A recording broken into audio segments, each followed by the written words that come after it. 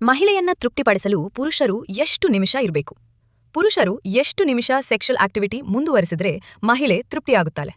5 ನಿಮಿಷ, 10 ನಿಮಿಷ ಅಥವಾ 20 ನಿಮಿಷ? ನಿಜವಾದ ಉತ್ತರ ಕೇಳಿದ್ರೆ ಇದಕ್ಕೆ ಒಂದೇ ಸರಿಯಾದ ಸಂಖ್ಯೆ ಇಲ್ಲ. ಒಂದು ದೊಡ್ಡ ಅಧ್ಯಯನದಲ್ಲಿ ಪೆನೆಟ್ರೇಷನ್ನಿಂದ ಇಜಾಕ್ಯುಲೇಷನ್ ವರೆಗೆ ಸರಾಸರಿ ಸಮಯ ಸುಮಾರು 5 ರಿಂದ 6 ನಿಮಿಷ ಎಂದು ಕಂಡುಬಂದಿದೆ. ಆದರೆ ವ್ಯಕ್ತಿಯಿಂದ ವ್ಯಕ್ತಿಗೆ ಇದು ಸಾಕಷ್ಟು ಬದಲಾಗುತ್ತದೆ. ಹಾಗಾದ್ರೆ 5 ನಿಮಿಷ ಸಾಕು ಎಂದರ್ಥವೇ? ಅವಶ್ಯಕವಿಲ್ಲ. ಯಾಕೆಂದ್ರೆ ಮಹಿಳೆಯೇ ಸೆಕ್ಷುವಲ್ ಸ್ಯಾಟಿಸ್ಫ್ಯಾಕ್ಷನ್ ಕೇವಲ ಪೆನಿಟ್ರೇಷನ್ ಎಷ್ಟು ನಿಮಿಷ ನಡೆಯಿತು ಅನ್ನುವುದರ ಮೇಲೆ ನಿರ್ಧಾರವಾಗುವುದಿಲ್ಲ. ಸಂವಹನ, ಆತ್ಮೀಯತೆ, ಪಾರ್ಟ್ನರ್ನ ಕಂಫರ್ಟ್ ಮತ್ತು ಅವಳಿಗೆ ಯಾವ ರೀತಿಯ ಸೆಕ್ಷುವಲ್ ಸ್ಟಿಮ್ಯುಲೇಷನ್ ಇಷ್ಟ ಎಂಬುದನ್ನು ಅರ್ಥಮಾಡಿಕೊಳ್ಳುವುದು ಹೆಚ್ಚು ಮುಖ್ಯ.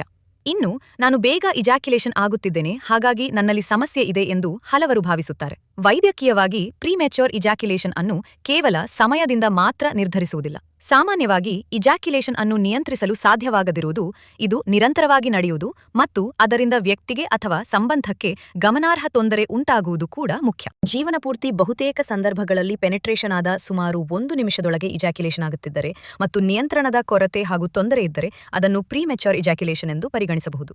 ನಂತರದಲ್ಲಿ ಈ ಸಮಯ ಸುಮಾರು 3 ನಿಮಿಷ ಅಥವಾ ಅದಕ್ಕಿಂತ ಕಡಿಮೆಯಾಗುವುದು ಕೂಡ ವೈದ್ಯಕೀಯವಾಗಿ ಗಮನಿಸಬಹುದಾದ ಸ್ಥಿತಿಯಾಗಿದೆ. ಹೀಗಾಗಿ ಮಹಿಳೆಯನ್ನು ತೃಪ್ತಿಪಡಿಸಲು 10, 20 ಅಥವಾ 30 ನಿಮಿಷ ಇರಲೇಬೇಕು ಎಂಬ ನಿಯಮ ಇಲ್ಲ.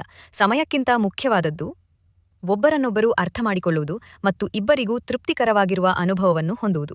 ಹಾಗಾಗಿ ನಿಮ್ಮ ಪರ್ಫಾರ್ಮೆನ್ಸ್ ಅನ್ನು ಸಿನಿಮಾಗಳಿಗೆ ಅಥವಾ ಇಂಟರ್ನೆಟ್ನಲ್ಲಿ ಕಾಣುವ ಅನ್ರಿಯಲಿಸ್ಟಿಕ್ ಎಕ್ಸ್ಪೆಕ್ಟೇಷನ್ಸ್ಗೆ ಹೋಲಿಸಿಕೊಳ್ಳಬೇಡಿ. ಸೆಕ್ಸ್ನಲ್ಲಿ ಸ್ಟಾಪ್ ವಾಚ್ಗಿಂತ ಅಂಡರ್ಸ್ಟ್ಯಾಂಡಿಂಗ್ ಮುಖ್ಯ.